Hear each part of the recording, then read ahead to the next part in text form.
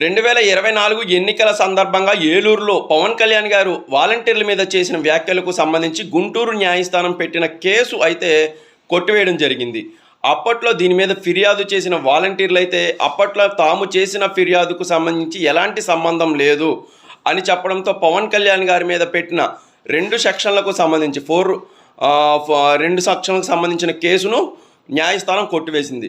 న్యాయమూర్తి ముందు హాజరై అప్పటి వాలంటీర్లు తాము ప్రమేయం లేకుండానే ఈ కేసులు నమోదు చేశామని, తమకు ఏమాత్రం సంబంధం లేదు అని వాంగ్మూలం ఇవ్వడంతో కేసును న్యాయస్థానం కొట్టివేసింది. దీనిపై అప్పట్లోనే పవన్ కళ్యాణ్ గారు హైకోర్టును ఆశ్రయించారు. హైకోర్టు డైరెక్షన్స్ మేరకు అయితే అప్పట్లో ముందుకు వెళ్ళడం జరిగింది. అయితే ఇప్పుడు ఏకంగా గుంటూరు ప్రత్యేక న్యాయస్థానం న్యాయమూర్తి సురేష్ బాబు ముందైతే వాలంటీర్లు హాజరై తమకు ఏమాత్రం సంబంధం లేదు అని చెప్పడంతో ఈ కేసును కొట్టివేయడానికైతే ఆస్కారం ఏర్పడింది.